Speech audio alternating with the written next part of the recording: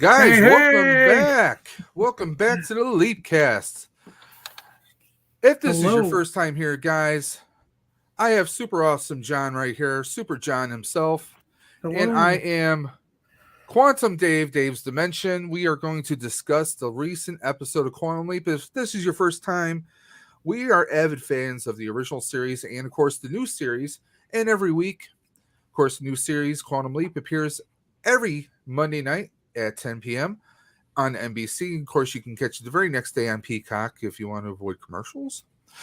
And we discuss this every single Tuesday, 8 p.m. Eastern time on this channel. So, Super Awesome was absent last week. Do you have any thoughts from the previous episode you want to touch on?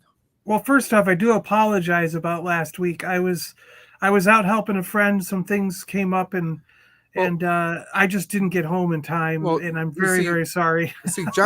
Guys, John is forgetting the rule. If you're helping someone, you're making right what would have went wrong. So there's no need for apologies. So there you go.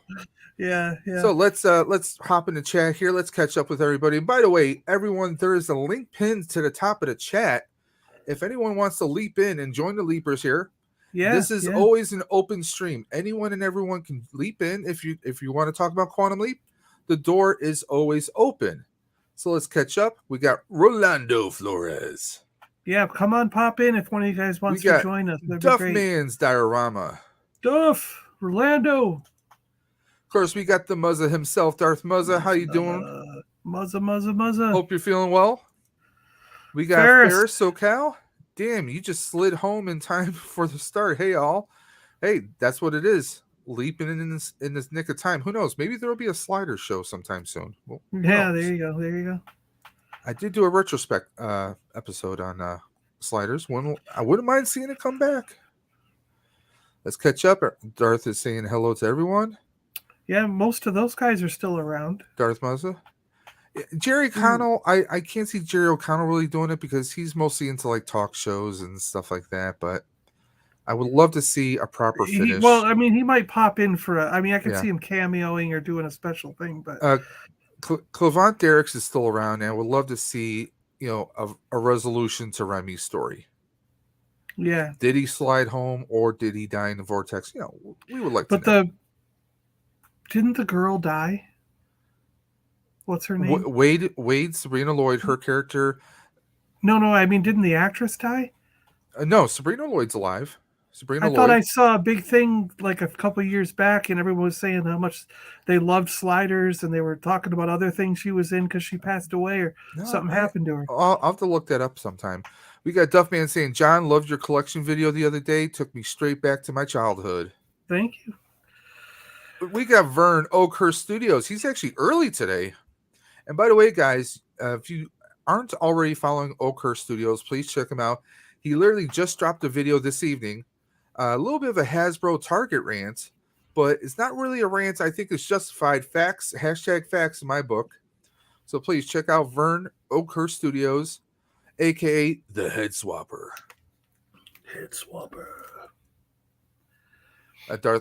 Rolando saying hello to Ferris and also Darth Muzza. Everyone saying hello to everyone else. Yeah, we got a lot of hellos. We got the cat attack herself. Cat, how you doing, Cat? Duffman. I say old boy in Pictionary last night. Everyone saying hello to everyone else. That's what we like to see. So, Quantum Leap is this episode. Last week's episode was a little bit kind of a softer note. Oh, I loved it. I thought it was great. That's kind of why I wish I did make it back in time because I really did. Softer in like the future, in the present, in 2022. It seemed kind of status quo kind of. But I like seeing kind of Ben being a little bit more involved. In this week's episode, we saw Ben being a little bit more animated. Yeah, well, I liked how he finally recognized her last episode. Yep, and he finally recognized. Was Addison. Putting that together, and Ferris says Sabrina Lloyd is still alive. Good. Yep, and good. Okay.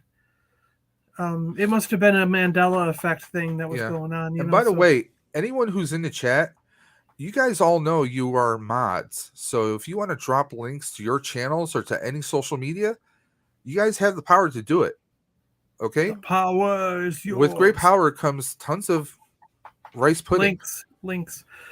So yeah, I mean, yeah, and then this episode, I just think it got even more into like it's really kicking off. I think like with the with having really great stories in the past that he's leaping into, and then also the stuff going on in the present day, future, whatever is just incredible. And I'm really enjoying how they're sort of almost beginning to tie the two together because, like, especially what happened in this episode, we're getting clued into something's going on with the past leaps.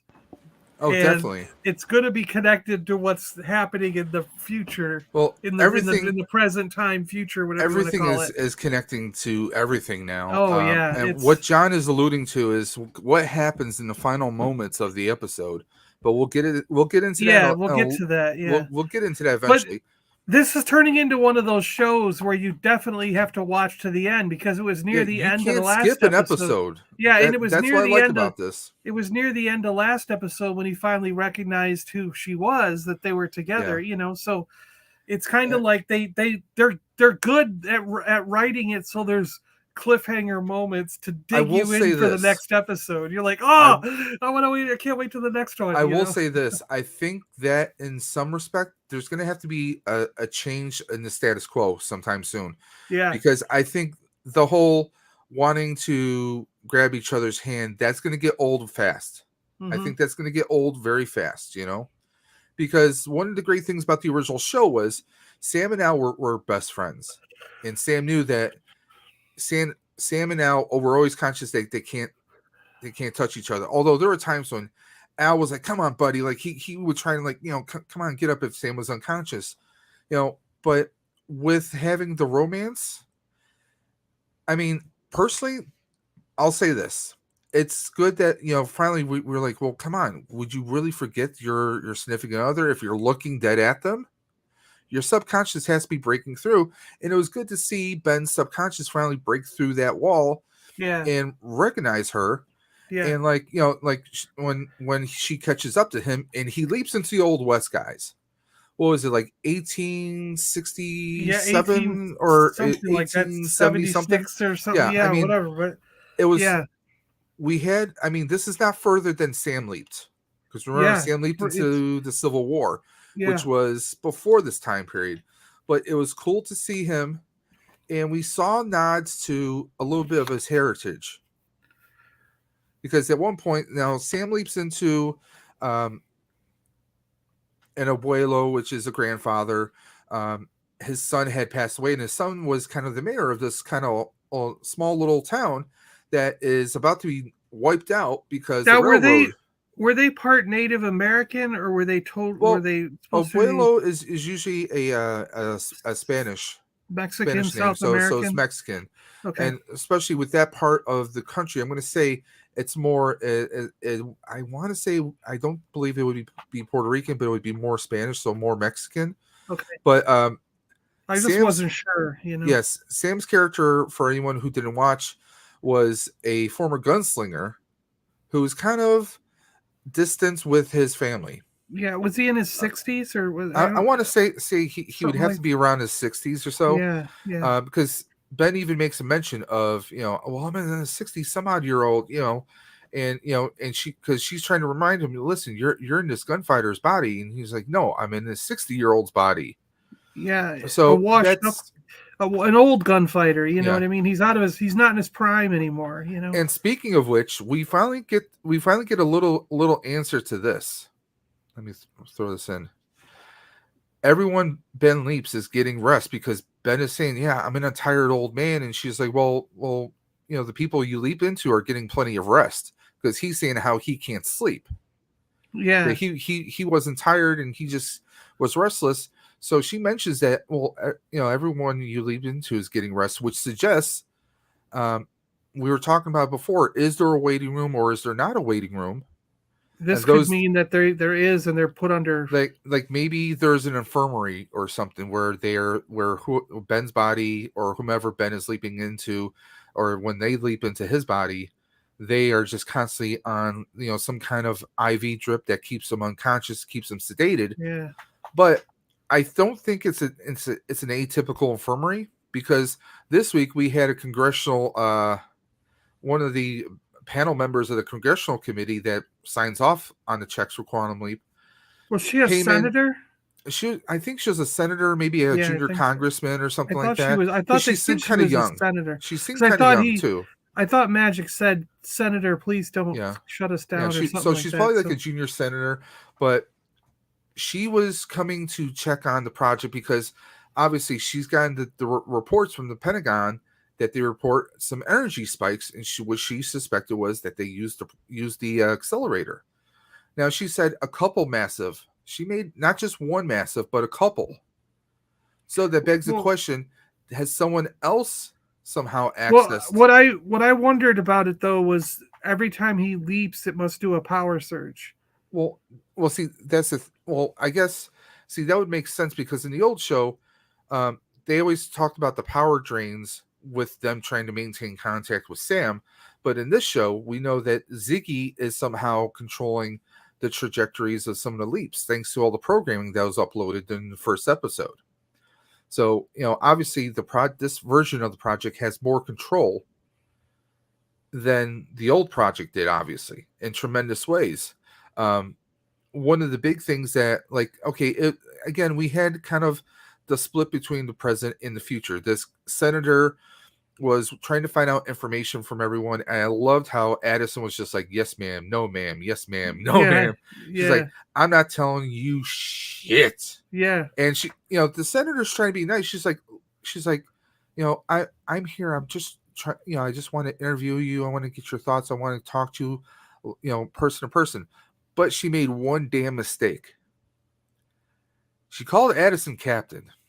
If you address someone who is in the military, current or present, you address them by the rank. They're going to react to you like they're still in service. So by calling her captain, that was just like, okay, Addison's like, okay, that's how you want to play it? Yes, ma'am. No, ma'am. Yes, ma'am. No, ma'am.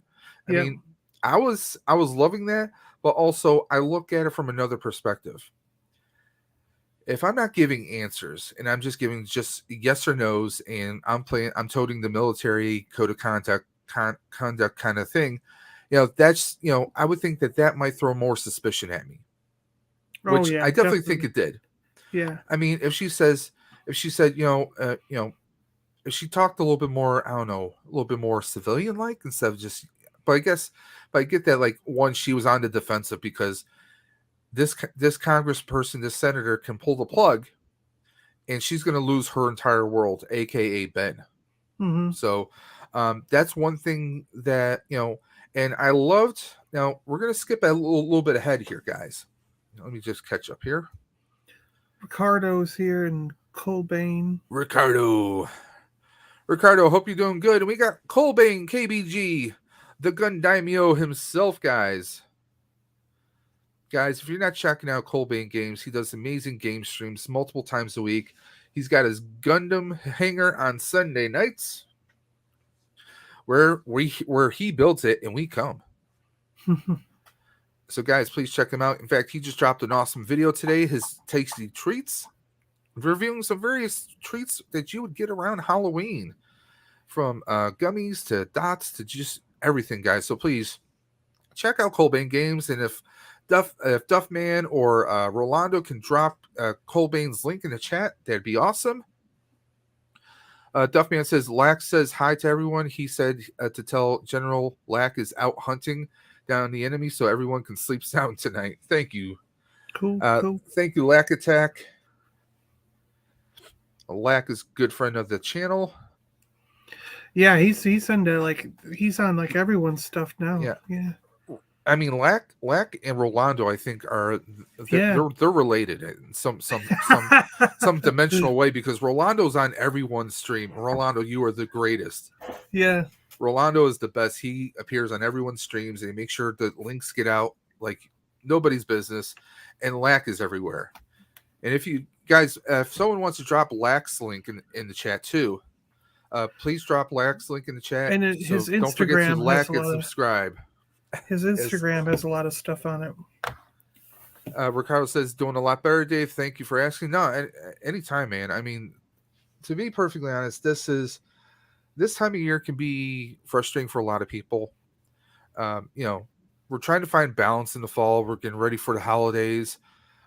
Personally, today would have been my mother's 72nd birthday. And I could have, we lost her 10 years ago. Someone said, well, why don't you cancel the stream? No, I'm not going to cancel the stream because I used to watch Quantum Leap, the original show, with my mom. So, and that's the way we keep people alive. We keep them in our hearts. We talk about our memories with them.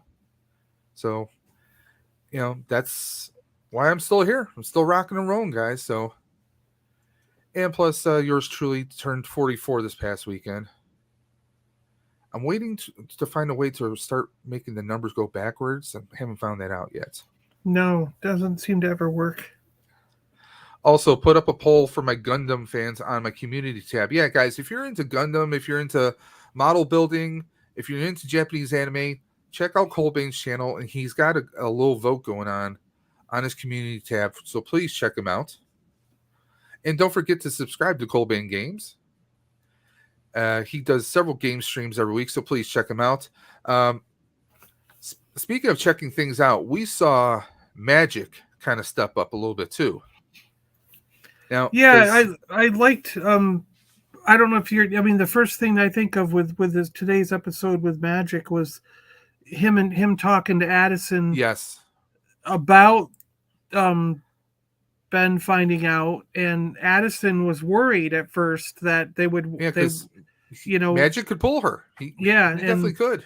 And Magic came around to her in a sense, says no, by all means. We now that he's remembering more, we got to open up to him, because especially with what's her name, Julia or whatever, on their we don't know what she's doing. Yeah. So Janice. They were Janice. Yeah. So he's like, if we start jogging Ben's memory, maybe he'll remember or know something that can help us out to see what Janice is really up to. Of course, the other side of it is, if Ben remembers something and it's not, maybe he remembers something that he was hiding from them, and now he's going to keep it. Yeah. And is he gonna tell Addison? It could get messy, but at least it put Addison at rest, because she was like worried that she'd have a conflict of interest, but now Magic has taken that off the table. He's like, no, we should. I'm on board. I'm right with you. So, but since you mentioned that, hypothetically, what if Ben is in a situation where his memory is Swiss cheese? He gets knocked around, and instead of saying Addison, he says Janice. That maybe, he slips up and says something thinking that Addison's Janice, and he says something that he shouldn't be saying. So, we can see something like that. This episode we had basically this gang of desperados, some hired guns to basically run all the good people of this town out of the town, so the railroad could build right through, because the railroad kind of like the town had kind of like a lease, I guess, for the land through the railroad. But basically, he had to kind of like help them out, and Ben's a pacifist. So we find out that Ben is a pacifist. Not only has he never picked up a gun, but he's totally against violence, which is kind of funny considering we had him as a boxer already. We had him as a bounty hunter. Yeah. So how is a pacifist not? I mean, he doesn't have a problem throwing a punch. I'm just saying, right?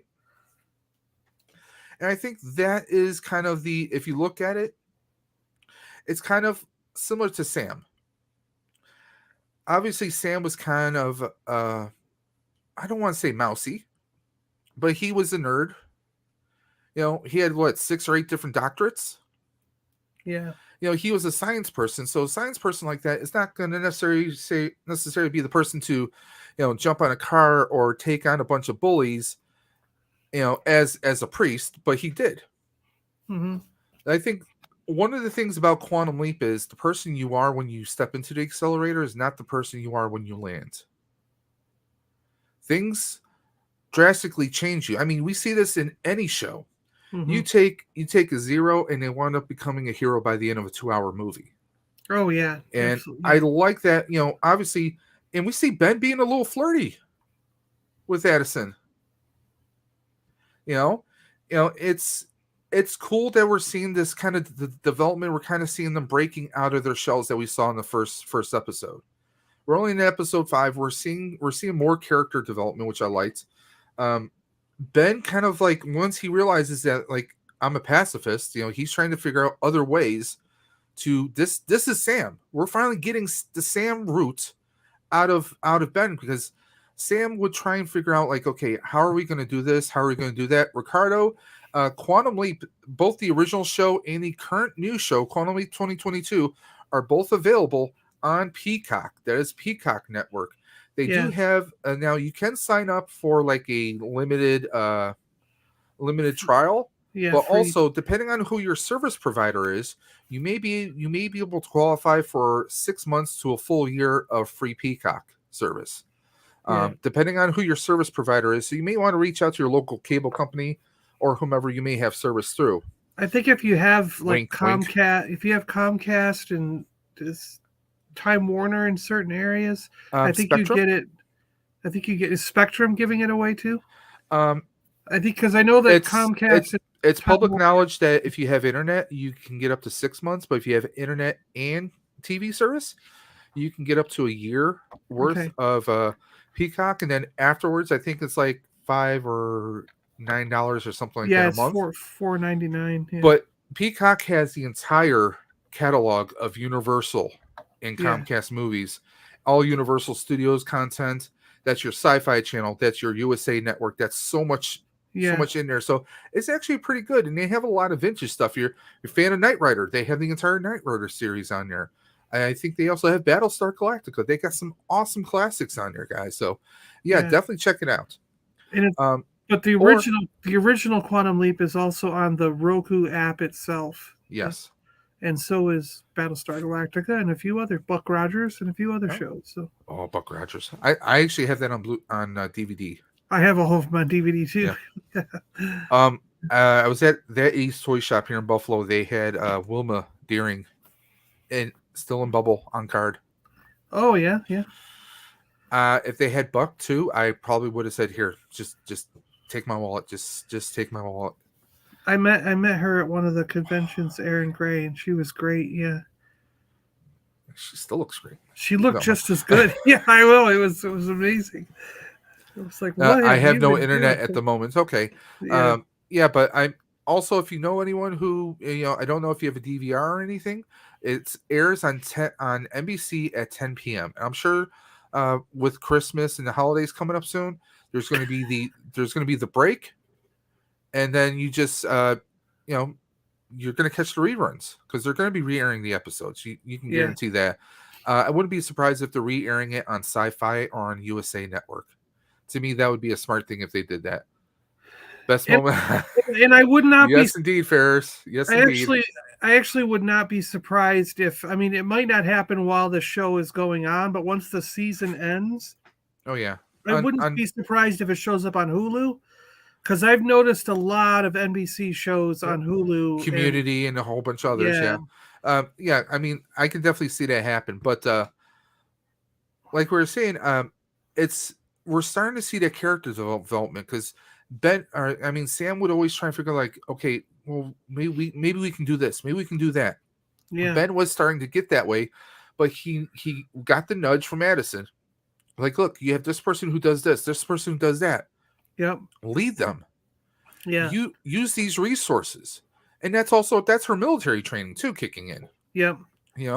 And they said they put in a little bit of 20th century knowledge with 18th century or whatever, 19th century what do you call it? Stuff, whatever, whatever.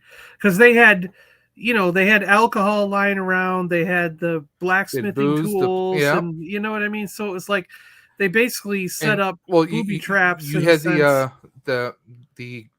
Korean, the Asian gentleman who wanted to be a cook, but he was working for the railroad and he was deaf because he worked with explosives, so he knew what to make with everything. So yeah. I mean, they, it was kind of like, what it kind of reminded me of? It was like kind of half reminded me of like Magnificent Seven and kind of Three Amigos kind of thrown. I was going to say some Three Amigos, yeah. El Guapo. Yeah. But yeah, I mean, it was a fun episode. They basically get the town. They get the town involved instead of having a standard duel between two people. I mean, one could argue that Ben took the dishonorable way out, because honor amongst duelists is that if you agree to duel, you're supposed to do it one-on-one. Awesome. Those are the rules. But Ben doesn't care about this old Western honor and rules, so he basically gets the whole town involved. And Ferris pointed out that the gentleman was Chinese. Okay, yeah. Ricardo, that's awesome.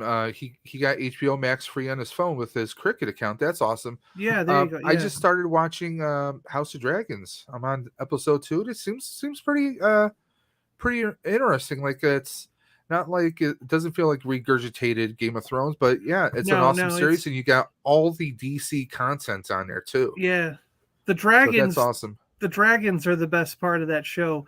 But I will say, I want to hear what you think when you get in 3 or 4 episodes, and then again when you get to, like, I think it's when you get to episode 4, and then when you get to episode 6, and when you get to where they are now, it's having almost the entire cast change 3 different times. So are we going to have to have a dragon chat when I'm done with They have time jumps, and the entire cast of actors gets changed like at least 3 times. Is this Quantum Dragon? And it's so bad that you don't realize who people are. You're like, because that's a totally different actress, and you're like, wait a minute. And they don't say their names that often, so you're just like trying to figure out who the hell is this new person. And then as long as my boy, my buddy Matt Smith is still on the show, I'm down for it. Yeah, that's the only reason I'm watching the show. Yeah. Is Matt Smith. I mean, the Time Lord himself, the Doctor. Ricardo says he's going to start watching that soon, and the Batman. The Batman, yeah. You will enjoy the Batman. Yeah. I was totally on the fence about that one, but it was a good one. But back to the show. So that the gunslinger, the gunslinger type situation. That's what we had this week.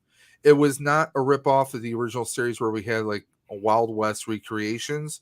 This one was totally cool, and it kind of felt a little of the old show a little bit, because you know how they would like have like old footage, like grainy old footage. I swear, when Ben looks up and you can see the mountain, you can see that was kind of fake. You can see that was obviously fake. So I mean, there was that. But the big thing was, okay, going back, we had the senator that was, trying to find information about, did they do an unauthorized leap? And then what's her name? I keep forgetting the girl's name, the one who said it, head of security. We find a little bit about her. We find out that she was actually a hacker. She was a cyber crimes person that was, kind of like, she's paying her debts to society, by working at the project, and Magic found her, of all things. Well, they had said previously in another episode that she had been in trouble with the law and was in jail, and then Magic gave her a second chance. But it's interesting to see, how did Magic come across her? That's even the better question. Yeah, we don't know that yet. Because we have such a ragtag group of people. Who's to say that, and John, I'm sure you're going to look at me sideways, who's to say that this isn't the result of Magic having foreknowledge from another source somewhere in time? Okay, who's to say that Ben didn't didn't run into Magic somewhere in the past and maybe mention names, or, I mean, there had to be something, maybe even notes from the original project that might have mentioned certain people's names, because the fact that these people came together, I mean, it could. Now, this could just be my brain on overdrive. That it could just be some other forces working on this. This is for So, Vern. oh, Look, Vern, I can do handlebar, I Vern. barely can see John's mouth move with that beard. It is heavy. I I can want to get. say no. I It's got guys. growing long. I work in an office, and I got guys with big like hillbilly beards, not groomed properly, just like growing wild, like halfway down to their stomach. In my office, I don't get it. I got to shave. I got like a little bit of fuzz here, and that's about as much as I can grow in a few I weeks. wanted to see like if I could grow it out and then once it grows and it gets bushy, You then don't get that. I can shape it and kind of see what happens because I've never let it grow out really. Are you going for the Colonel But Sanders?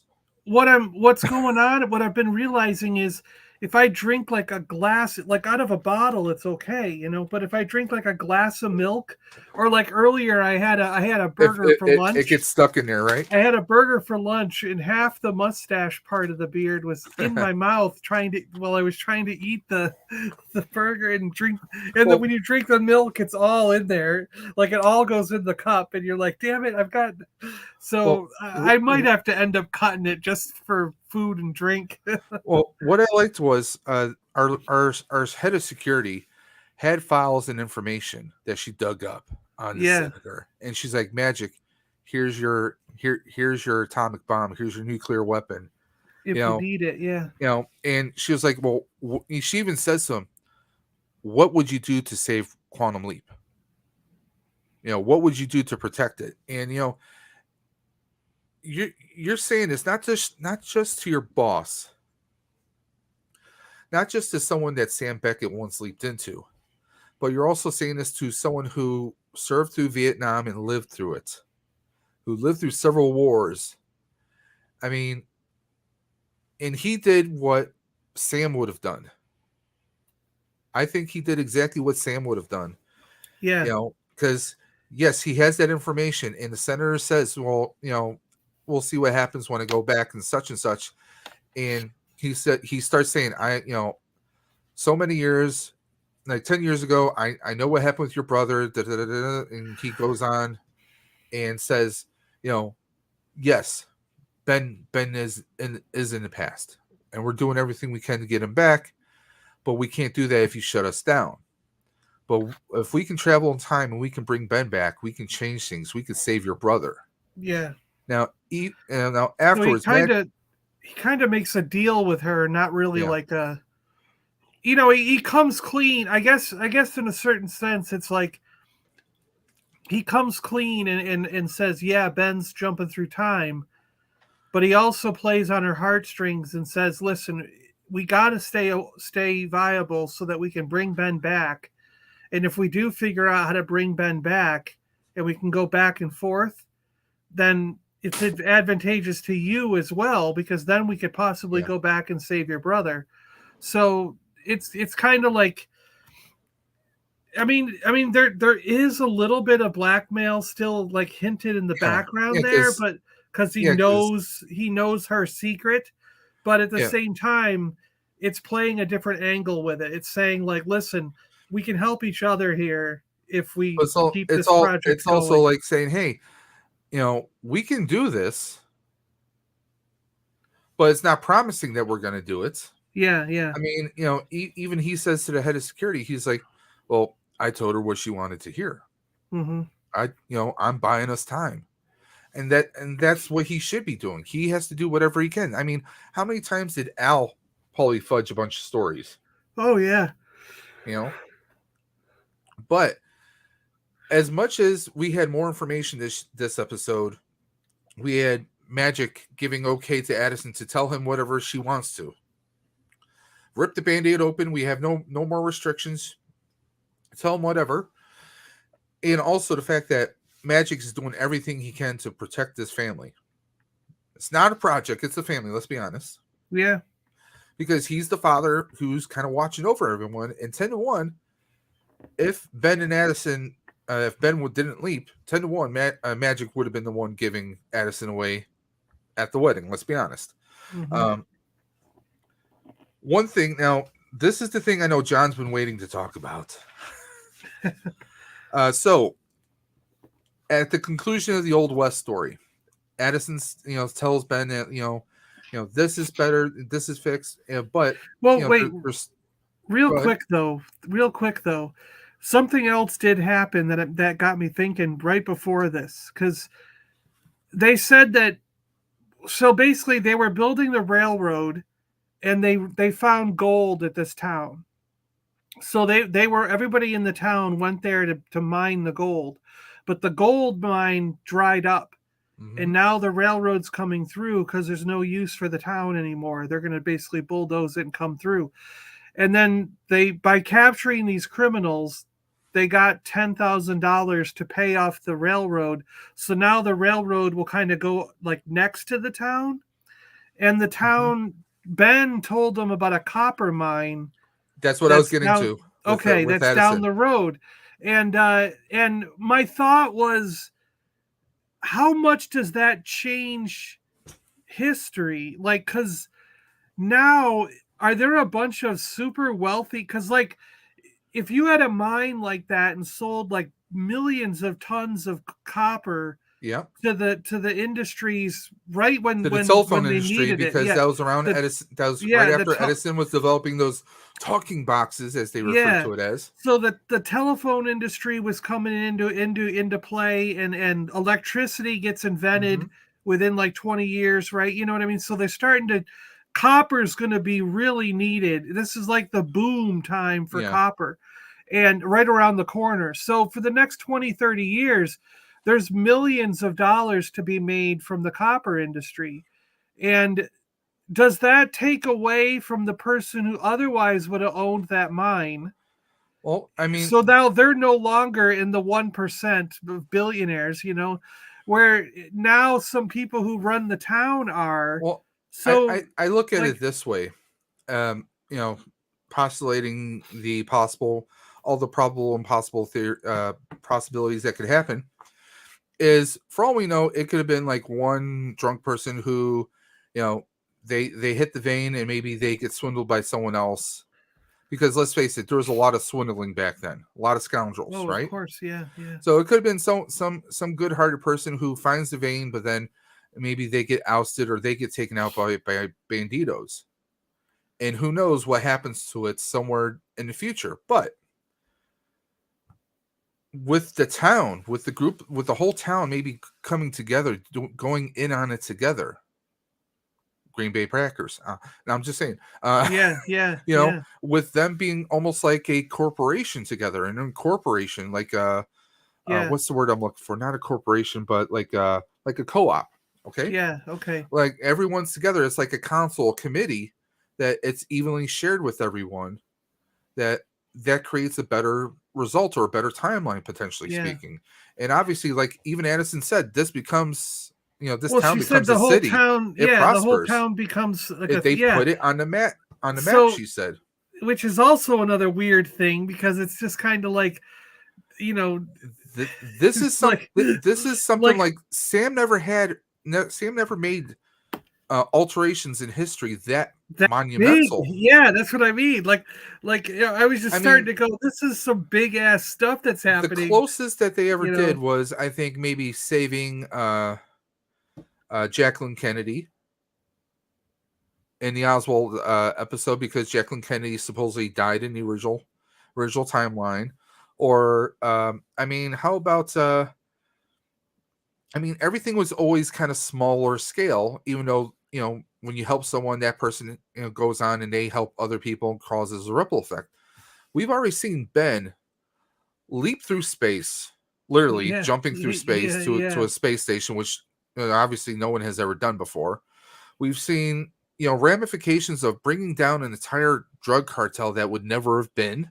Yeah, if you look at each of these episodes so far, we've had some pretty monumental changes, and they keep getting with the exception of the bigger. first one. The first one was kind of smaller. Yeah, we brought down some would-be jewel thieves and some robbers who were willing to kill people. So there was that.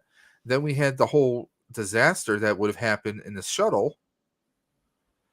And it does keep getting bigger and bigger, it seems almost. Yeah. But guys, anyone who hasn't seen this, that's not all. This is the piece de resistance that me and John we've been waiting for. Right Ben at the is end. in the saloon. Right at the end.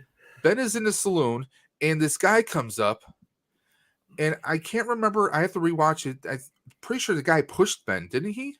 Well, yeah, Ben's talking to Addison, which I thought was strange too, because there was a couple of moments in this where, like, Ben is walking down the street and talking to Addison, and nobody's batting an eye. Like, well, one of the times Addison pops into the distance is like, "Hey, Ben," and he stops in the middle of the street, turns toward her, and starts talking. Yeah. And people are in, like, on the patio, on the porches. They're walking by. There's even a scene when Ben is drinking and somebody's sitting right next to him at the saloon.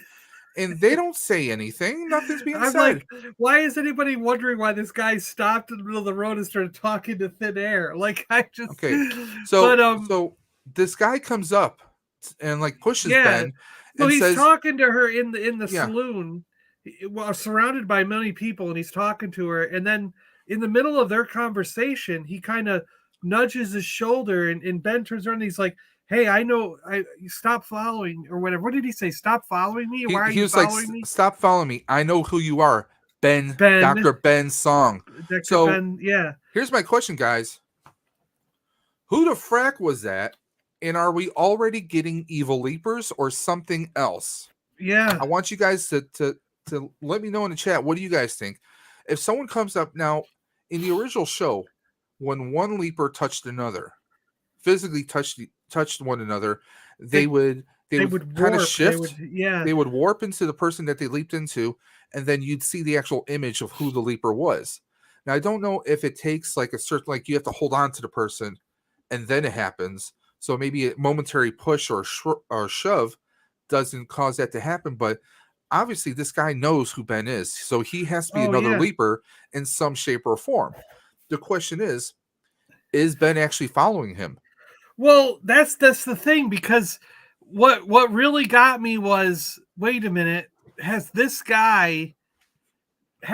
other leaper been in every episode so far? We don't know. He could have been, because he's like, "You're following me. Stop following me," or something like that. He says, "Stop following me." And it's like, following. So does that mean that Ben has been, like, was this guy someone else on the heist in the first episode, and then in the boxing episode, was he one of the other guys, like, in the, like, maybe he was in the mob, or was he like? Yeah, who was he in the boxing episode? So I'm curious now, if you were to go back and rewatch the earlier episodes, would we catch him in there? Yeah, is there going to be like a clue to where you can catch, that's who he is? You know, look, the way he's looking at him, that's got to be the leaper, you know, so that he's following, but Ben doesn't know he's following him. You know what I mean? Yeah, I mean, we have a lot of questions. Obviously, we're going to have to get some answers in the next episode. But a couple theories, fan theories. If Ben is actually going after him, if he's trying to follow him, why would he be doing this? One, this guy knows who Ben is. So obviously he knows about Project Quantum Leap. He knows about Dr. Ben Song. Is it he or is it a she? Well, that's the thing. We don't know. It was in a guy's body, but it could have been a girl in a man's body. It could have been. Janice? What? Is it Janice? Yeah. I mean, we know this. We know Janice was working with Ben, and they performed this leap. Could this be someone that Janice is trying to track down? Could this be an evil leaper? We don't know. It could be an evil leaper, or it could be a good leaper.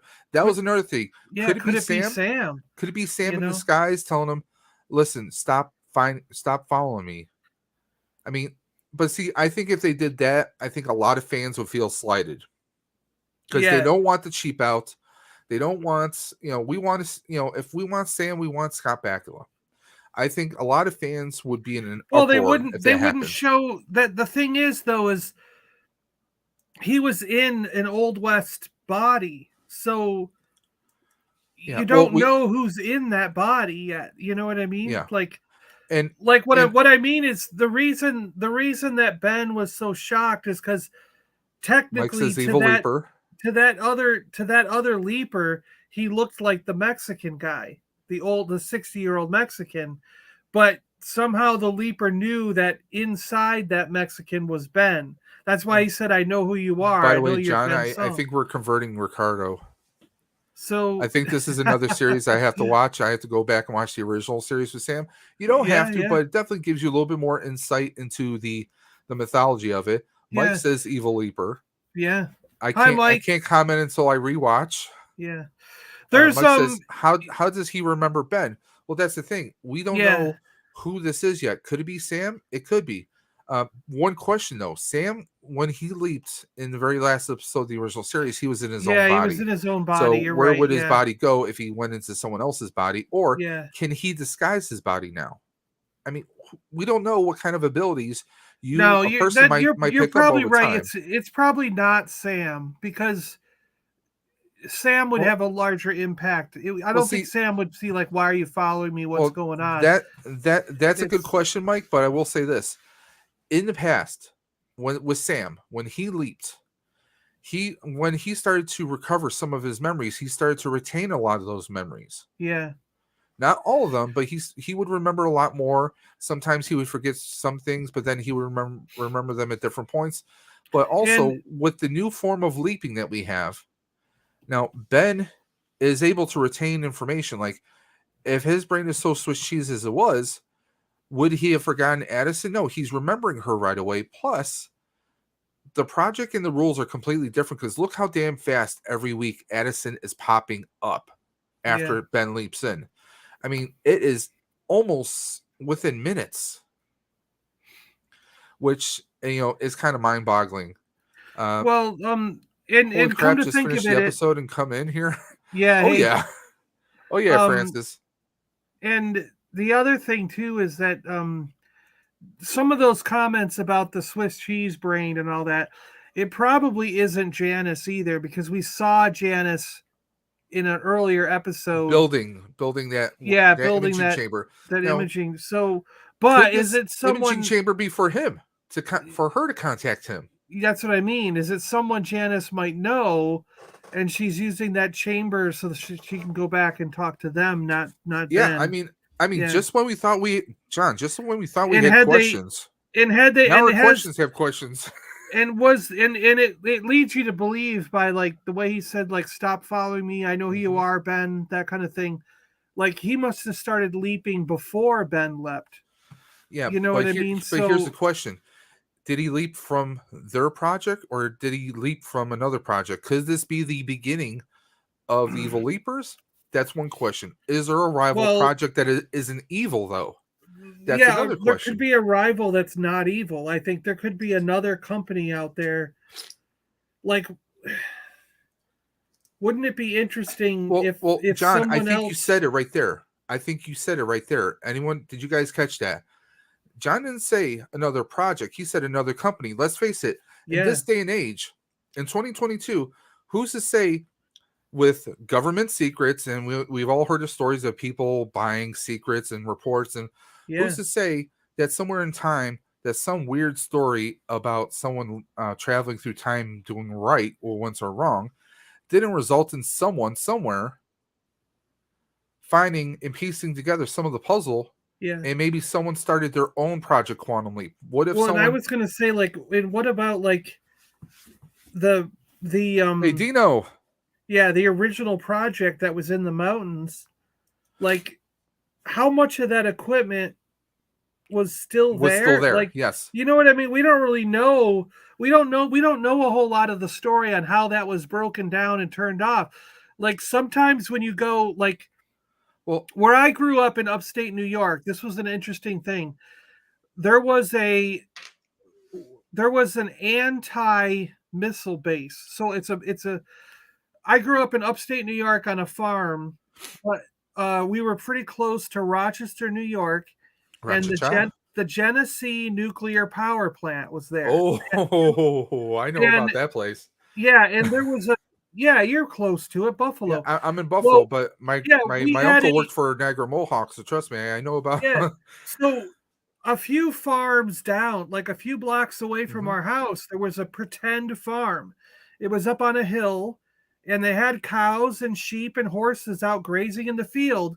But they had, everyone always said, why is their grain silo only about 10 feet tall, where normal grain silos can be 50 to 60, 70 feet tall and they'll be full of grain? And they had these little silos that were only like 5 or 10 feet tall. It was like the top of the silo Yeah. just stuck on the ground. And then one day, as we were growing up, they left the base, and it turned out there were missiles in that hill, Mm-hmm. and those silos would open up, and 2 missiles could be shot out. There were 2 missiles hanging out there Mike, I like that. that were just in case a nuclear missile was coming to I like bomb. that. Mike says maybe they're on a race to get Sam. Yeah. Who knows? But anyways, when that base closed down, they left the gates open, and us kids, I remember everybody went there, and someone jury rigged the elevator, and it went down like 10 stories underground into that hill, and all the computer equipment, all the stuff, Mm-hmm. the missiles were gone, all the sensitive documents, and of course the computer hard drives were probably gone. But like the monitors were sitting there, you know what I mean? Well, see, all the here's the cooling thing about like the original project, though. so how much equipment was left in the A original lot. project? You A know, lot. yeah, And this is why I'm going to say that, John. I'm going to say there is a lot because remember Sam in the episode with the Simon Leap with him and Al. He starts to tell Al about the uranium rings surrounding the imaging chamber. That would be a big ass removal project right there. yeah, right, The government yeah. would be more apt to, oh, hey, we spent billions of dollars on this project for years. Let's pull out what we can, and anything that we can't move, we're not going to spend millions of dollars to clean this out. We're just going to leave it there for right now. So who's to say that someone else didn't move in? And I mean, if it was like a defunct military and if someone forgot about it, let's just say, someone else could move in. Someone could be using it illegally. Or if that land originally was owned by someone else but leased, it could revert back to the original owners. Just throwing it out there. And that's kind of why I was thinking of a corporation or something, because a lot of times you either get another governmental faction involved, or you get like a privatization of the technology, kind of like the space race going on today, where there's not just governments involved in getting to space and the moon and Mars, but there's corporations and privately held organizations that are also getting involved. What if Sam is actually controlling the way the project is going? Yeah. I mean, who's to say it's not the same thing for Quantum Leap? You know, there are government factions involved, which is why the Senate committee and stuff has say over what's going on with Magic's project. But there could also be corporations and privately funded things going on. But we don't know yet. Mike and Ricardo, I'm going to throw this out there to you guys. Who's to say that someone, let's just say someone out there that Sam might have leaped into or leaped into the life of, didn't feel jilted or betrayed or anger as to, like maybe Sam fixed something in someone's life and, they were kind of like, think Back to the Future. Biff watching the DeLorean fly up into the sky. What the hell's going on here? I mean, what's to say that someone didn't piece together, wait a minute, this person wasn't acting the way they normally do, and now they are? Yeah. What's going on? And maybe they're trying to piece together, and maybe they came across similar stories, pieced it together, and like, what the hell's going on here? Maybe that person, they could be a nut job, they could be anything, but someone like that, you could have someone like that kind of plotting against them. But going back to the corporation theory, which I think is very viable in this day and age, the corporation theory, think about this. Think about someone who gets their hands on all these materials, and what if they threw enough money at the government and said, hey, we're interested in preserving this mountain and all this stuff. And maybe, a lot of government people, due to memory wipes or whatever, or hackers, they lost the files thinking that Project Quantum Leap was somewhere else, and they sold it.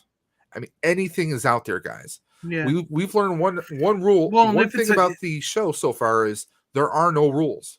Well, and so the other thing anything is going. if there's a top secret project going on, not everybody in the government has clearance, and a different, when a different department takes over, and they could just be like, well, we don't know what was going on in that mountain. I didn't have clearance, but it's get rid of it. I'm sorry. I have to completely disagree. That's just me personally. I have to disagree with that theory because Sam and Al were like brothers. Okay.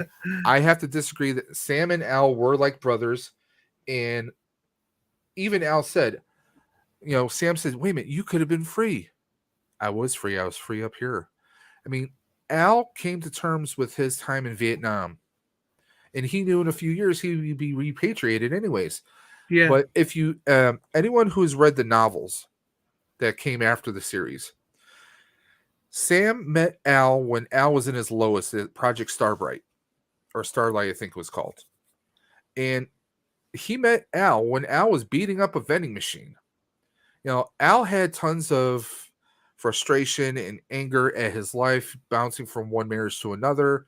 And meeting Sam gave Al's meeting a second chance. Like, Al was about to wash out of, with the military. He really didn't have no direction in his life. But meeting Sam, he found new direction, and they partnered together. And together, they were able to get Project Quantum Leap off the ground. With Al's connection and Al knowing how the government works, and Sam's ideas, Sam being the Boy Scouts, they became an unstoppable duo. I mean, they really were brothers when it comes down to it. So I can't see something like that. Now,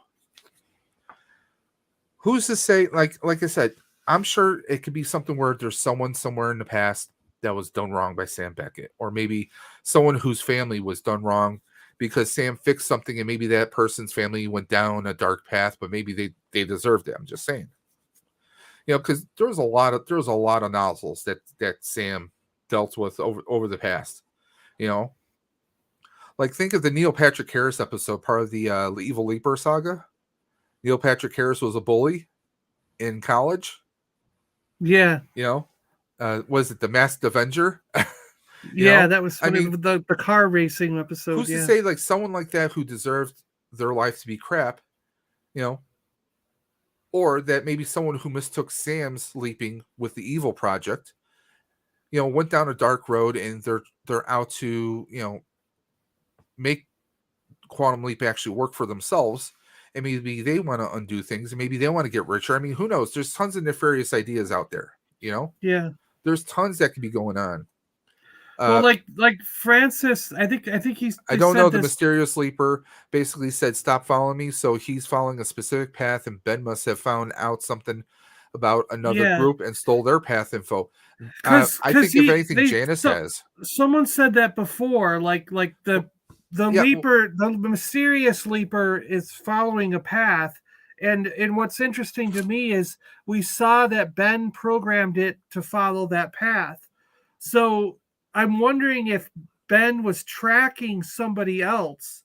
Maybe Ben and Janice, they were tracking somebody else, and they knew that they had to follow. They had to try and. They were following that person's quantum trail because maybe they want to try and stop whoever this is. And maybe this person is hunting Sam.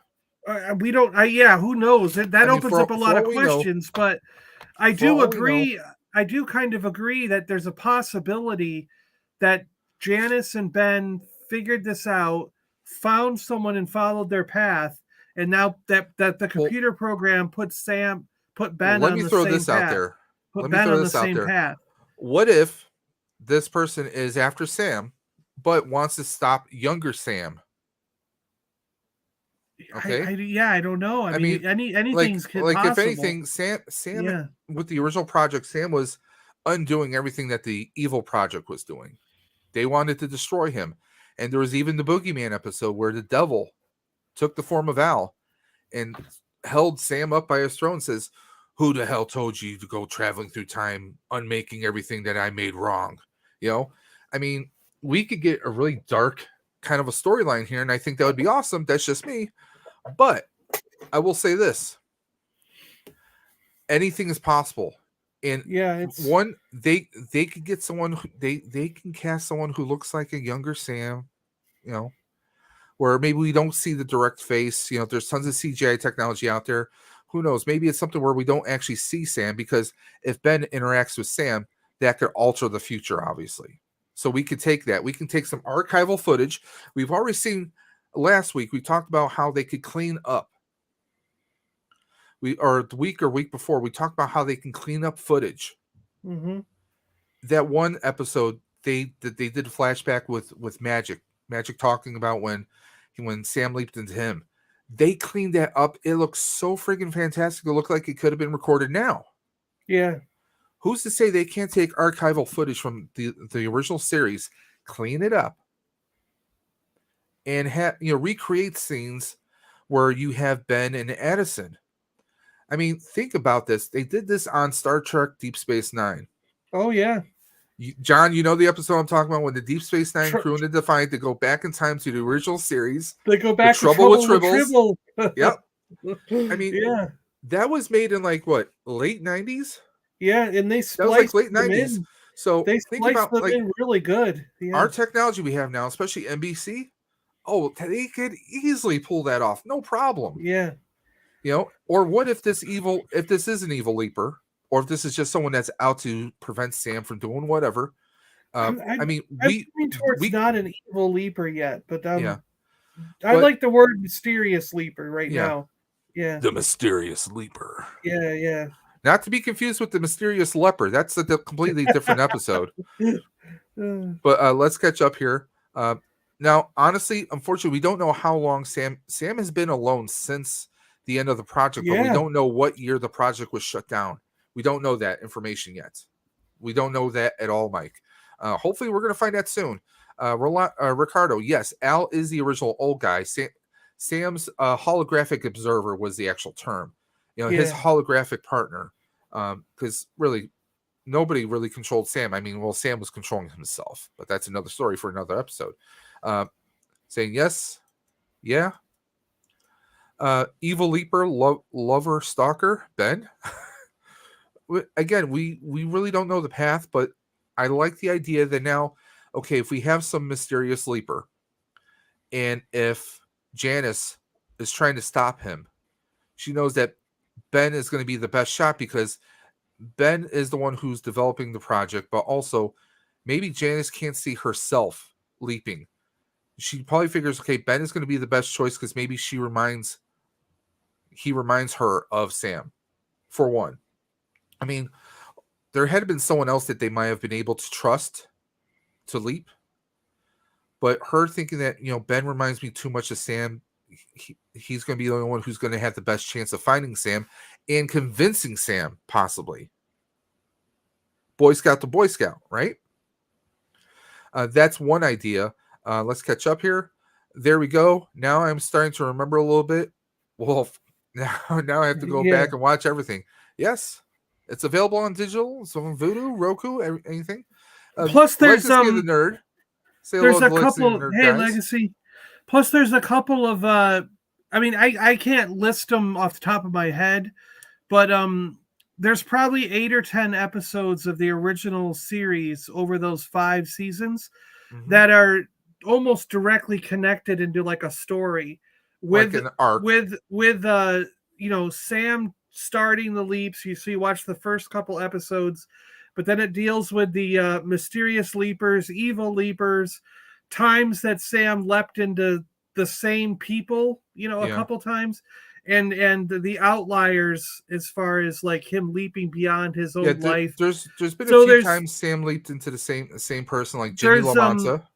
So there's people have made lists. If you go to a fan group related to Quantum Leap, you can find a list of like the 10 episodes you should definitely watch. And I did that prior to watching to the start of this new series, and it caught me up really well. And a lot of those episodes that I watched, those 10, have been episodes that Dave and I have already referenced a number of times because they do tie into this show very well. So I mean, if you don't have time, if you don't have time to watch all 5 seasons, 25 times 5 episodes. I mean, that's like 125 episodes or something almost. You could just go through and find one of those lists of like the 10 most important episodes and catch up that way, because it's really they are really good, and it's worth catching those episodes. Oh, definitely. Yeah. I also mentioned to Wolfpack the three of us have to do some homework at some point in time. I want each of us to pick like our top, I would say maybe top 5 of each season, or the top 5 of all time of Quantum Leap. Okay. But yeah, I mean, it's getting interesting because, like, a few weeks ago, when all the stuff that Janice pulled, drugging her mother, getting all her dad's old files and stuff from the original project, we thought, like, she's the big bad. And the communicator. Yeah, the hand link. Yeah. We thought she was the big bad, but now it's seeming like, okay, no, it's a means to an end. Like, yeah, if something else, if she's so protective about getting saving Sam Beckett, that this is now, this is a race through time to save him and to stop anyone else. Because who knows? It could be a corporation. We could have a corporation. We could have a rival country. We could have any number. We could have all this happening at the same time. There could be more than one company. I mean, think about all the people that Sam, has interacted with. Yeah. And there could be stuff that has happened down the line. Like I said before, who knows? We could have someone trying to trace everything together. Think about all the stories of people not acting like themselves that might have happened throughout time. Okay. Yeah. And we had a couple of people in the old episodes they actually showed a couple times. At least one time was a really big one where the guy tried to escape, remember? So they basically got out of the chamber in the present time and sort of figured out what was going on. They knew they were in the future, So who's to say that when they went back to their body after the leap, they didn't retain some of that information? Well, yeah, that's what I was saying about with Magic. Magic, because Magic even said that he had memories. Yeah, he had dreams of this man, and then years later, he finds out that this man is Sam Beckett. Yep, and that he leaped into Magic. So that's one example of it. But there's one thing I wanted to say. My brain got a little derailed. With everything that's going on, we thought Janice was the big bad, but it turns out that she is working to be a good person. But we also don't know. There could be other motivations that are hidden. We don't know who this mysterious leaper is. We don't know what his motivation is. For all we know, he could be a good guy that has been pushed to, some corporation could have said, well, you know what, if you don't be our guinea pig, or if you don't do this, something will happen to your sister, or, anything could. I mean, how many times have we seen blackmail happen? But what I was going to say before was, think of some of the people there's been a lot of instrumental people in the project of Quantum Leap that were involved with leaps. Professor Lenegro, who helped Sam develop the string theory for Quantum Leap. Oh, yeah, yeah. There was an episode where Sam was like, I think he was supposed to be like a bounty hunter or something. He leaped into, he was supposed to protect a woman or something, to get her to court or protect her. But it turns out like he was really a bad guy instead. But then, she told him, oh, you have to handcuff me and wait for the authorities. And then eventually I think she wound up marrying Professor Lenegro. Oh, because right at the end of the episode, he even says to Professor Lenegro, and I'm probably remembering that episode a little inaccurate, so guys, don't hold that against me. But he even says, Professor Lenegro, it's me, it's Sam Beck, and then he leaps. Oh, that's right. I remember an episode about that, like that, where he was going to say something. Yeah, and then he left before he could say it. Yeah, he tells Professor Lenegro, "I'm Sam Beck," and I think he doesn't finish saying Sam Beck, and maybe he does. Don't hold it against me, but that's altering the future, because now Professor Lenegro knew that. Wait a minute, he leaped back in time. Time travel is possible. That could alter his future as well. And who knows? Maybe he mention it to a family member. Maybe they started a company and they were developing it. There's a billion different theories out there, guys. That's what I love about Quantum Leap. Time travel without being, let's face it, the show is not overly, even the show Current is not overly sci-fi. We have, and by the way, John, I loved it when Addison is holding the, and she's like whacking it. We're seeing her like shaking it and whacking it now. I'm like, well, she had a different machine though, a different. Yeah, but I love seeing that. We're getting the old vibes of the show into this one. Like you said, it's slowly bleeding in. But there is one thing I've seen a lot of people on social media complain. They don't care for the intro. Because Addison is kind of like doing a little paraphrasing. It would have been cool if they kept the intro from the very first episode. We had Deborah Pratt, the voice of Ziggy, back, and she did the intro and said how Dr. Sandbeck had never left home, and she does the little intro about the new show. I wish they would have kept that. I think they would have kept that, and it would have been great. But I get why they have the Addison doing the short version of it. Yeah. If you notice, shows nowadays, they don't have the full-on intros like we used to have years ago. A lot of them have like a flash of the title screen and maybe a few scenes. That's all it is. Just an abridged version. You're supposed to be getting more content that way, but I think sometimes that it does suffer. Because those of us who are fans of the original show, we can recite the intro word for word. But let's be honest. What's fascinating to me is that, like, I think in a show like this, it kind of needs that slightly longer. I do see what you mean. What's up, Fabulous? The first episode's intro would have been good to keep, because, like, if you look at even Star Trek Discovery has a longer, like, Star Trek like intro, and Discovery, Picard, a lot of those shows still have those longer.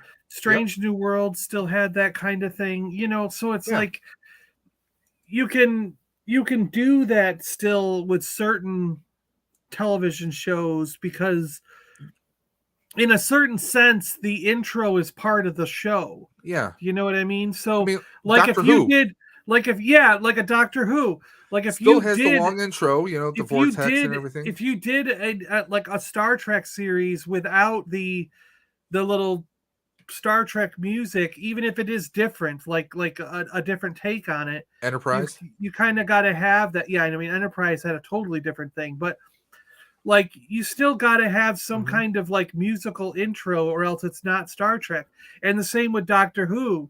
You've got to have that. You have to have the vortex and everything. Or it's not. It's Greedo, kind of not Doctor Who without it.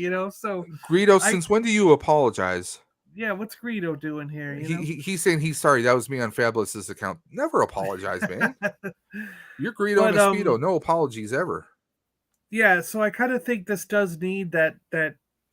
It would have been okay if they left a longer intro. They don't need to shorten it. Yeah. And I'll be honest, Deborah Pratt's voice is still way better than Addison's voice. For an intro, yeah. Because, Addison's intro of, like, hoping that his next leap will be the leap that takes him back to his family and the ones he loves. It doesn't have the same ring to it. I'm sorry, it just doesn't. I don't know. It's the show is getting better. Well, it also sounds rushed.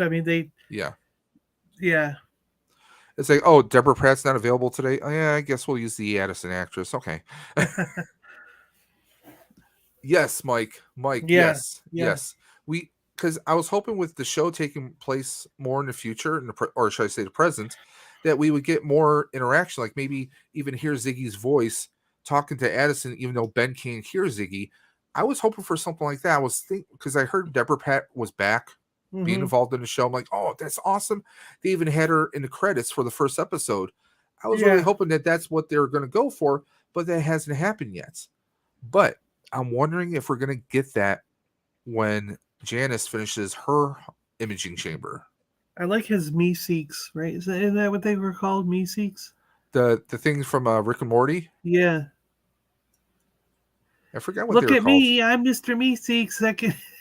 He's got to help you do something. It's so big. Wait, I don't see Darth Taz. Was Tasman in here? No. Oh, But okay. whenever I hear someone say it's so big, Oh, yeah. I think either a Greedo or Darth Taz. Edison sounds like a two back days. Yeah, I can't disagree. Star Trek Voyager music Yeah, is it's way way different. different. Yeah, and Yeah. so is hell, Speaking of, Enterprise had vocal. It was an actual pop song by yeah, it like a did. small, Yeah, Russell yeah. Watson was his name. In fact, Speaking of, did you guys do you watch Lower Decks? Right? What's the one I with the I haven't animated watched Lower Decks. I've been the animated I've watched series one? Prodigy. Yeah, Well, the animated there's two series. animated series. Yeah, not the There's Lower computer Decks, one. which is the more Yeah. like goofy kind of like Well, almost. some of them are actual real episodes. I mean, in my opinion, it's I some have of to the best. start watching it. In So my I mean, I opinion, think it's some of the best Star Trek in recent years. I mean, I've seen like one episode of Lower Decks. yeah, I actually enjoyed Prodigy though. I some enjoyed of it. Prodigy.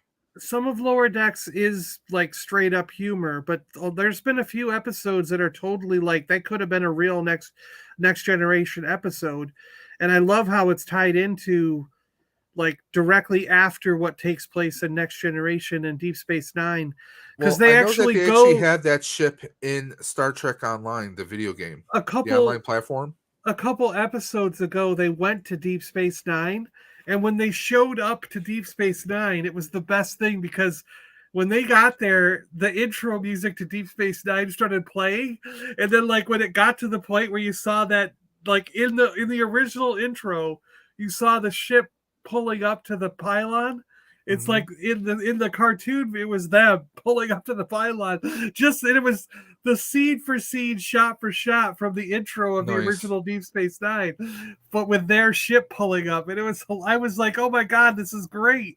I Well, loved it see, so much. when you have stuff like that, it's shows run by fans Yeah, of the yeah, originals, yeah. and I really wish we would see a little bit more of that. But I still can't wait to see where our show is going. I mean, we're 5 Yes. episodes in, and these are 5 episodes that are way better than I could have hoped for. Oh, I To know. be perfectly honest. Yeah. And like we said, I mean, the last time I was on a couple weeks ago where I was like, every one of these it seems like it's getting bigger and bigger, and this just keeps going with it. I mean, that the mysterious leaper being dropped at Yeah. the end of this episode The mysterious leaper just kind of blows my mind. It's like, oh my gosh, wow. Oh, by the way, I know who the mysterious leaper is. Like, where are we going now? Is it Greedo and a Speedo? It's Greedo and a Speedo, yes. Yeah. Greedo wants to know how you and I are doing today.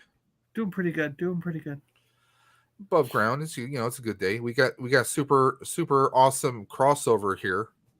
He's got Mario's shirt on with the Star Wars hat. Yeah. Just saying.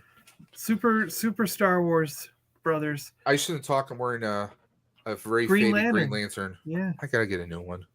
But I feel good because the project is going well, Greedo. I don't know if you've seen the videos as I do them, but I put up in the extra white space. I managed to fit in some original boxes, so now the wall is looking, that like the Ewok village is there, and above it is the original Ewok village box, and the Millennium Falcon's there, and above it is the Millennium Falcon box, and thanks to John Boldry, I've got the nice. box and Falcon.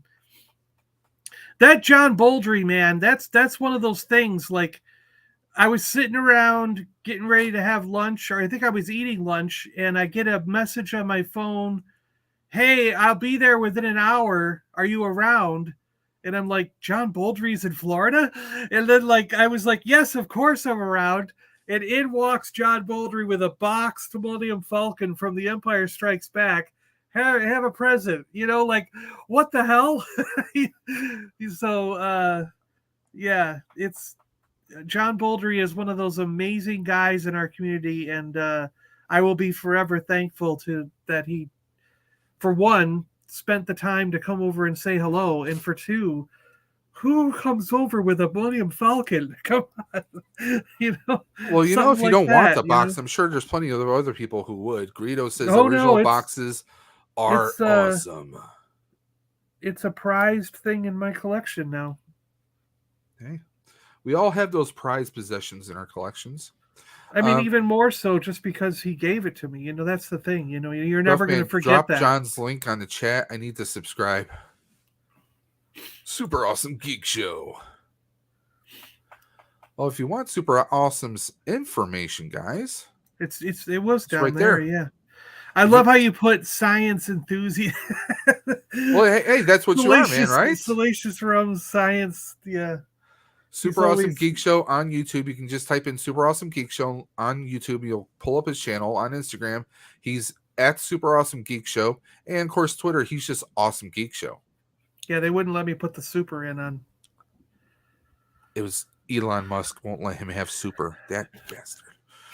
Are they longer now? The names might be long enough now. Oh, by the way, something new is happening on YouTube. They're creating YouTube handles. Now, I don't get this because the explanation is these are tags you can do when you're commenting on someone's stream or video or in community tabs. We already have that by putting the @ symbol before their channel name. So yes, but what would happen? What happened before was the @ symbol with the name would only tell you or I if we were mentioned.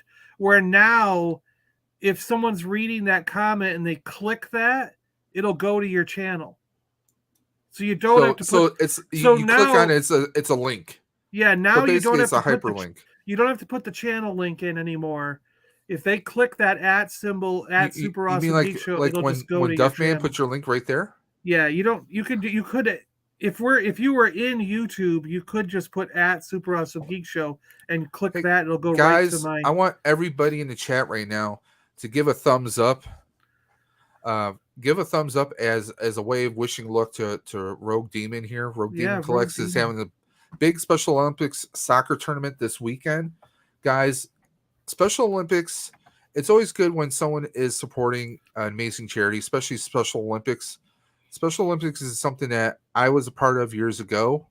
Back in my roller rink days, I actually used to be an assistant coach for Special Olympics for roller skating for kids that wanted to learn how to roller skate. Special Olympics is an amazing cause. So if anyone out there is looking for, some way to give back to the community, to donate, or to, volunteer, Special Olympics is definitely a cause I definitely highly recommend, guys. So please, let's wish Rogue Demon all the luck possible. Thank you, guys. We get it. Duffman's giving a thumbs up. We got Rolando throwing a soccer ball up there. Thank you. I have subscribed, so there you go. You're on your way to 30. You said you were. Well, and Legacy says he just subscribed to Geek Show. So there you go. Let me make sure if I'm pretty sure I'm already subscribed to Legacy, but let's make sure. Legacy also has a Facebook group as well. Anyone who's into Power Rangers, you definitely want to check out Legacy of a Nerd. His Facebook group is just awesome.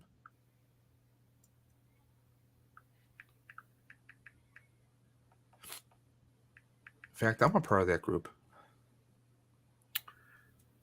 Oh, I wasn't, but I am now. All right, there you go. Subscribed. For shame. Yeah, subscribe to Legacy. There we go. Legacy of a Geek Show. What? That's coming up next, though. I mean, like, I've got a cabinet right here to my right that's being emptied, and that's being moved into the living room probably tomorrow. And the Power Rangers original 92, 93 stuff is going to be going in there. You son of a mother. So one of these days I'll find myself a dragon sword at a normal price. Yeah, I've still got my dragon sword in the box and everything. So yeah.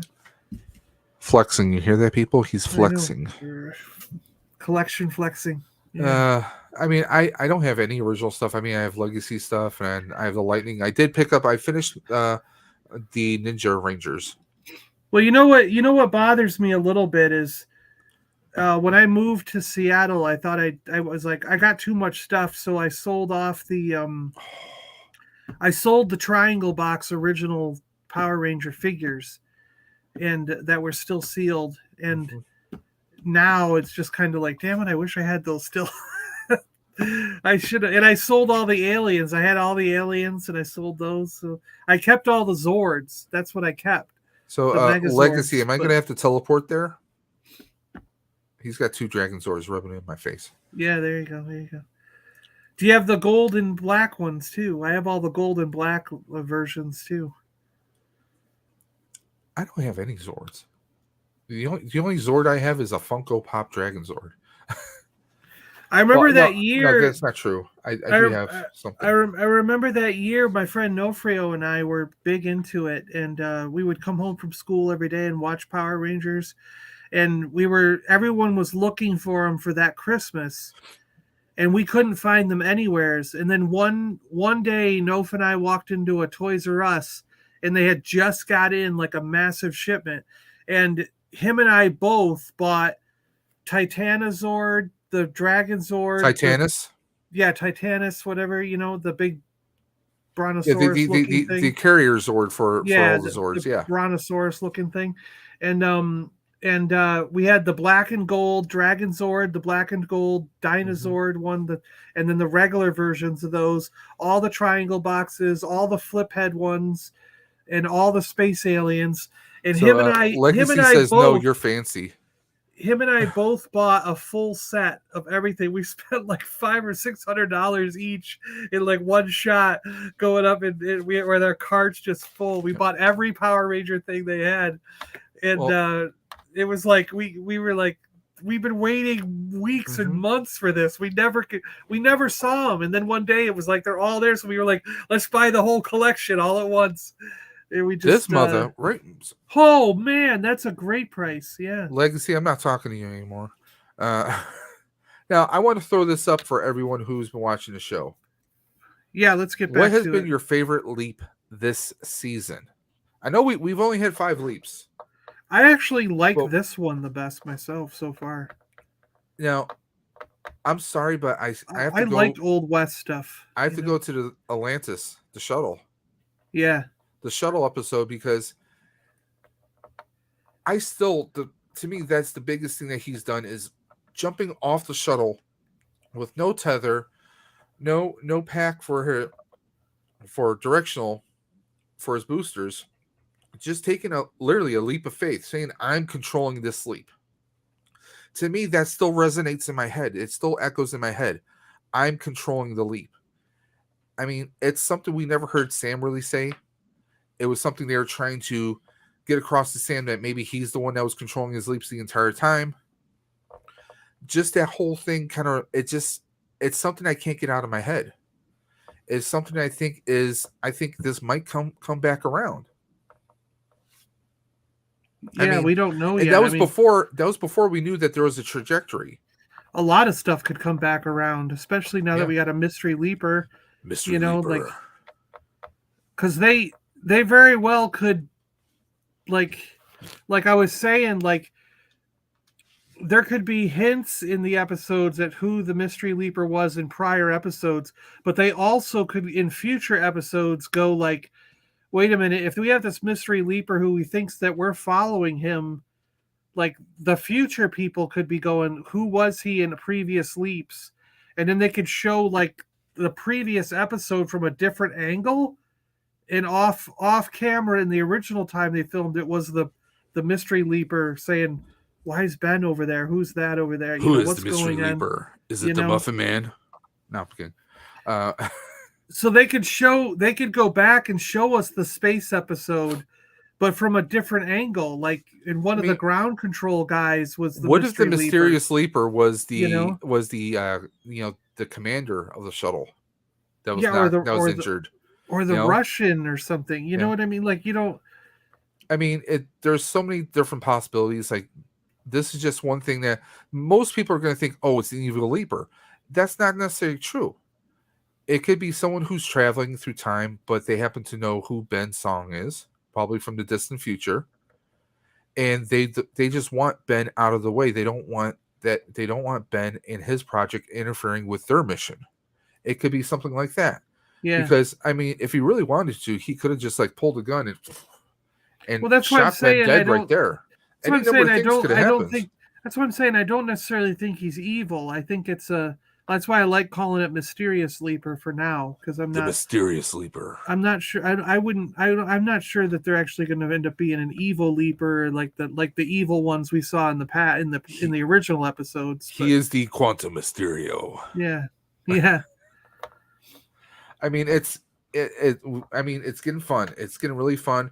Next week is the San Francisco earthquake episode. So we went all the way to the past. Now we're doing a slingshot maneuver. Yeah. Back, because we got to do that kind of pivot going back and forth. Yeah. I mean, we don't know what the next leap after San Francisco earthquake is going to be, but projections. Now, was this late 80s? When was that earthquake? I'm trying to remember. San Francisco earthquake was late 80s. I'm pretty sure when the bridge collapsed. Right? Wasn't that one? I'm pulling that up right now. I just don't. I know it was. I remember it from when I was a kid, but I don't remember the year. 1989. Okay, 89. Yep. So 1989, which also happened to be the year that Quantum Leap premiered on NBC. Oh, that's right. It did. Yeah. Yeah. So that was the Loma Prieta earthquake. 1989 Loma Prieta earthquake occurred on California's east coast on October 17th. So yesterday.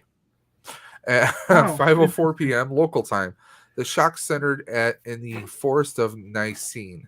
That's almost too bad. That's almost too bad they didn't get the episodes out earlier, and they could have played that episode about the earthquake on the anniversary of the earthquake. Who's to say that that's not how the episode was originally going to air, but they had to change things around? We don't know. Yeah, that would have been funny. So, but in the trailer, we get to see like Ben is trying to evacuate people, and a big beam crashes down on him, and he's knocked unconscious. And we see Addison just looking down at him like Ben, like wake up. She's like phasing through because she's a hologram. But here's a question: this kind of that particular scene reminds me of a certain scene that happened in the Simul-Leap episodes. Could Addison maybe she's not really thinking about it, but maybe Magic or someone else suggests that maybe there is a way to save Ben if Ben's not going to wake up in time. Switching places? Yeah, I don't know. But of course, that would be another power drain that the Pentagon definitely would pick up on. I mean, well, but I think now they got someone on the inside who would help them explain that. But yeah, but I think it would be pretty awesome come on, to shake things up even more. What if we had someone else jump in and Ben is slingshot Back to the Future, and maybe he's having trouble still remembering things. Because remember, it took Sam a while for his memories to start, filtering back. But maybe that's too soon to do something like this. I freaking hate Google sometimes. We're right back. Google trying to upgrade stuff on his phone without permission. Nice pickup, Legacy Nerd. Everyone's the OG Quantum Leap was months between leaps. Yes, they were. That's another thing. It was months between leaps, but you got to figure, okay, this is a completely different project, Quantum Leap. And also all the security protocols are out the damn window. Yeah. Thank you, Darth. I never had Titanus. Because even like Addison and the people in the future were surprised that he leapt that far back. They were surprised that he leapt that far back. They were like, I'm going to bring this up, John. Weren't you scratching your heads like, okay, how the frack were you getting information about that far back in time? Because newspapers and everything else, record keeping was not that great, but they were still able to figure out what happened to the town and where copper lines were. And I mean, yeah, especially a town that wasn't on the map. I mean, think about the think about the Simul-Leap episode. They Al and Sam leaped into 1945, and they were trying to pull and update Ziggy with records as fast as they could possibly pull it from the archive. And technically, that year was 1999. Okay. Yeah. So if it took them, almost like half a day or more to pull data to upload into Ziggy. And that's 1945. We're talking like 1879, maybe 1870s. Well, the only positive so is much that missing information. I mean, it's just the only it boggles my mind. The only thing you got going for nowadays is that there could be a way that Ziggy is like can access the internet. I mean, I don't want to say like she's online in the sense that like she has to be. I mean, that easily that would hacked. But that would make the most sense. That I mean, they even we know that Ziggy has to be connected to the internet because when Ian was talking to the senator, he was talking. Ian was talking about different, circumstances, whether someone's attacking any kind of breach, we treat it like it's a full-blown terrorist attack. That's true. So, yeah. I mean, that supports the theory that, yes, they are connected to the web, but the only thing that makes... say it is that, like, there's a ton of stuff up on the internet. I mean, like I don't know, like, let's just try this here. Let's go to... Well, here's the thing. Like... And this comes from an episode of Doctor Who, actually. There was a storyline where the doctor was erased from all the databases in the world, all databases in the universe, making everyone forget who the Doctor even was to begin with. But many, many, many episodes later, the Cybermen and the Daleks figured out who the Doctor was because they used the absence of information. With the absence of information, you can piece little pieces together, little fragments, and recreate a personality. Or I mean, that's like they do with phishing. You get all these scammers who are trying to get information out of you, little bits of information. If you get a little bit of breadcrumbs about a person, you can recreate that person's profile. Yeah. So, I mean, that's the only thing that could really make sense is if they're using some kind of algorithm that takes the absence of information and does the opposite, pieces it together to kind of postulate what would actually happen. But obviously, by talking about that copper lines, those copper veins, and then suggesting that, hey, this is how I think Addison was able to know the information because it already happened. I mean, because she gave that information, it was more like a prophetic future that was already being made because she told Ben, and then Ben told the townspeople, so that happened. So maybe that's how they're getting the information. I mean, it could be anything. Do the whole Google Webscape scrap for all the most important data. I mean, there's Google has that dead person AI that takes the web presence creepy. I mean, there's a ton of stuff about old Western towns. Not a problem, Ricardo. You have a great one. Ricardo says, "Okay, Dave, I need to check out for a little bit. I will try and jump back in. My phone is messing with me. No worries, man." Well, we're also gonna have to get going soon, anyways. Yeah, we're gonna be wrapping up, Ricardo. I was awake at about 4:30 this morning, and I got to get up by about 5 tomorrow. So it's I'm hitting my wall. So I have something to open up, guys. So yeah, I'm planning to do that tonight. So that's going to be interesting because they don't do SIM cards anymore in the US here. For the iPhones, it's all eSIM. So I'm going to have to do some programming tonight.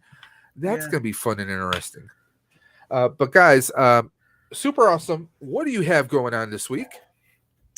Well, I don't. I mean, my whole basically to do this, I'm wedged between boxes of stuff stacked up on either side of the camera here. There's just the flexing never stuff ends. everywhere because I'm in the middle of doing the condo setup, as you've seen from some of the shorts and other videos that I've posted so far on the channel, and that's pretty much what I'm going to keep doing for the rest of the week and probably on into next week.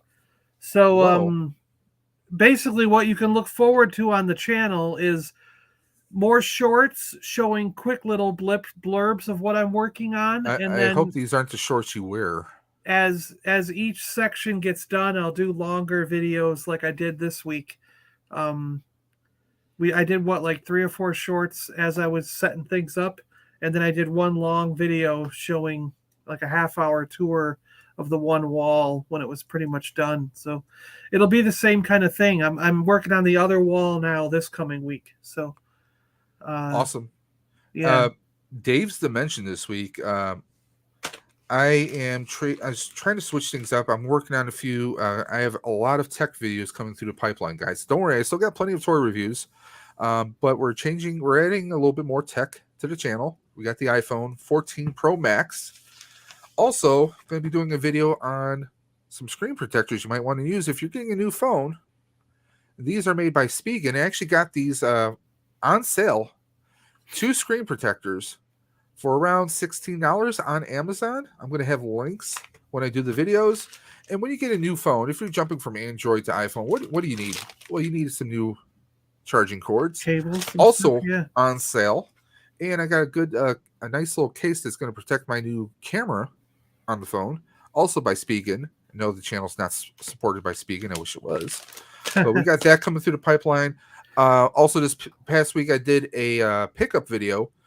Some awesome stuff I picked up between GameStop and Target. Target has this deal going on. You could get 25% off any toy or action figure.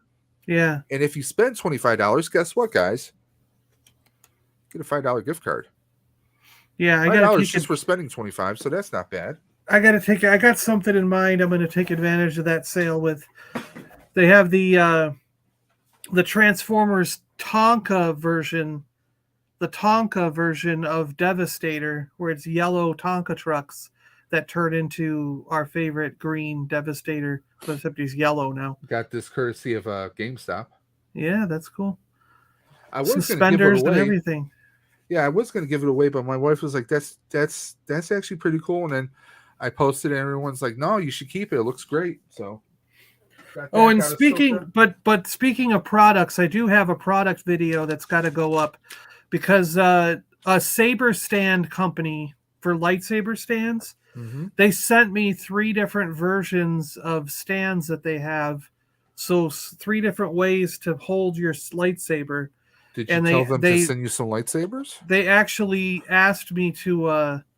They've sent free product and 3 different examples of different things that they have, and they were generous enough to send them for free out of the blue. So nice. I'm going to do a video for them. But what I want to do is show each one, and then I'm going to actually mount them to the wall and show how they mount and how you would set the lightsaber in them so that people out there could decide which is the best version. Like, I'm going to rate each version too. I'm going to say, like, in my opinion, this is the one you should go for in stuff like that. So and so basically I'll rate each one and say which product out of the 3 I would choose. So guys, if anyone out there is into lightsabers, Super Awesome's got some product coming through the pipeline, so check it out. Also, a certain video game dropped today, guys. Currently in the process of downloading it. A little video game called Ghostbusters Spirits Unleashed. It is a this is complete cross-play. So whether you're on PC, Xbox, PlayStation, Switch, it's available everywhere. And you can play, a person on PC can play with someone on PlayStation and vice versa. So it's a cross-platform. It's kind of this kind of the layout we've already seen, where you have 5 players, 4 heroes, 1 villain. So you can play as a ghost, or you can play as one of the Ghostbusters. But a Ghostbuster, you get to customize. You not only is this a multiplayer, you can also play single player format where they have computer AI that you play against, and it's very competitive from what I've seen. It's very challenging compared to the Ghostbusters video game that was premiered back in 2009. And best part, guys, you can play it offline. You don't have to be online in order to play it. As long as you have it downloaded to your console or to your computer, you can play it offline. There's also a single player mode. They have Ernie Hudson. Speaking of Quantum Leap, we got Ernie Hudson in there, reprising his role as Winston. And from what I've seen, it looks pretty amazing. Stay tuned to Dave's Dimension for some gaming streams, possibly this weekend, featuring Ghostbusters Spirits Unleashed. How much was that game? Regular version is $39. Not bad. $40 for it. Yeah. Now, there was a collector's version that you can get through GameStop and also Amazon but that is being pushed out to October 31st. But the collector's version, I might have to buy the collector's version just because of how awesome it looks. It's definitely something you want to check out. And like I said, that's available on Amazon. I'm intrigued because I like the multiplayer aspect of games, and you literally can customize it any way you want. I might have to check it out and see if I'm going to just pull up Amazon real quick. I'm going to show you guys what the collector's edition looks like. And Rolando, the yellow Davis Devastator is $100.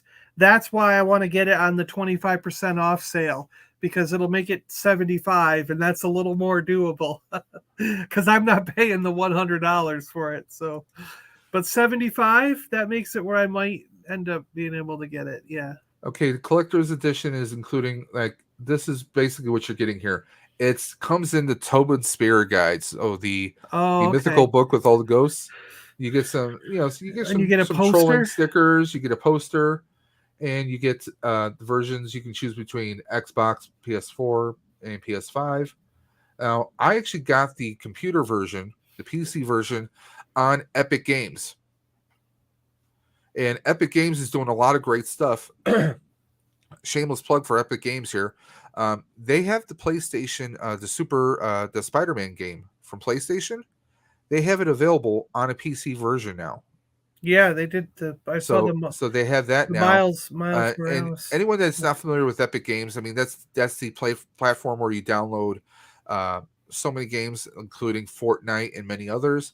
They have the original Ghostbusters game on there, and they have, of course, Spirits Unleashed, which I'm currently downloading. Now, this version is $69.99. I mean, if you want a nice, cool collector's piece, it's definitely something to get.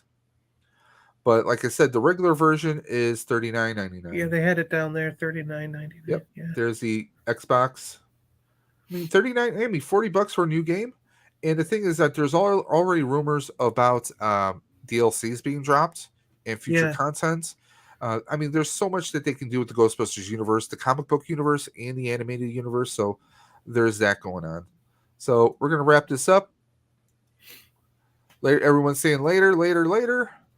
Guys, I just want to thank everyone who's been popping in on these Quantum LeapCasts. We've been getting a lot of views lately. Last week, we had a little bit of a dip. We got down to roughly about 80 views last week. The week before, first few weeks, we've been around 120 after everything's said and done after 1 week of viewing. So we've been getting a lot of reactions on it, guys. Also, I want to thank you personally because right now we're sitting at 689 subscribers. So the 600 subscriber giveaway is not happening. It's going to be 700. We're only 11 away. So I'm going to come up with a few things to do with that. Next month, Duffman's Diorama and Dave's Dimension are partnering up together. We're going to be doing a special raffle where all the proceeds are going to go for Toys for Tots. It's going to run through the entire month of November. And we're probably thinking the first week of December, we're going to do the actual raffle. Duffman has made a custom diorama, an original diorama of his own making, and we're going to be raffling it off. $20 a chance. $20 gets you a chance on the diorama. Most original dioramas probably cost $100, $150, maybe even $200 in some cases or more. Please check out his Instagram. You'll see some of his work. I mean, it's amazing. The money goes towards charity too, right? Yeah, it's Toys for Tots. Yeah, so it's going for Toys for Tots. That's why we're doing it during the month of November, and we're going to raffle. We're going to do the actual raffle the first week of December. That way, we can get the money over to the Toys for Tots. I'm part of the Buffalo Ghostbusters. Every year, we do a Toys for Tots shopping spree. Past couple of years, we've been raising between $8,000 to $10,000 a year. Wow, that's good. So, I mean, we've been amping it up, and this is going to go towards that shopping spree. We usually hit up a few different toy shops. We get brand new, and we also collect unwrapped, unopened, new and not used, unused toys. We get the U.S. Marine Corps. They come over and they pick up all the toys. I mean, it's just an amazing event, and Duffman is partnering with me on this so we can help out Toys for Tots. So, guys, it's an amazing cause. Keep an eye out for that stream. We're going to be pushing it like an old lady down a staircase. We're going to be pushing it like there's no tomorrow, guys. So I want to thank everyone who came out, everyone who keeps popping up and watching the Quantum Leap. Don't forget Monday nights at 10 p.m. on NBC, or follow it the next day on Peacock. And of course, every Tuesday night here at Dave's Dimension, the LEAPCAST, where we the Leapers. Super awesome geek show. Wolfpack Toy Review couldn't make it tonight. And of course, me, Dave, Dave's Dimension, and all of you guys. And once again, guys, don't forget, if you feel a little shy, you can just pop on with your voice. You don't have to show your face if you don't want to. But there's always, every stream I do is always an open stream for anyone and everyone to jump in and join, guys. So until next time, guys, you know what I'm going to say. I say it every single time. Keep on busting. And I will always catch you guys on the flip side. Take care. Stay awesome, everyone.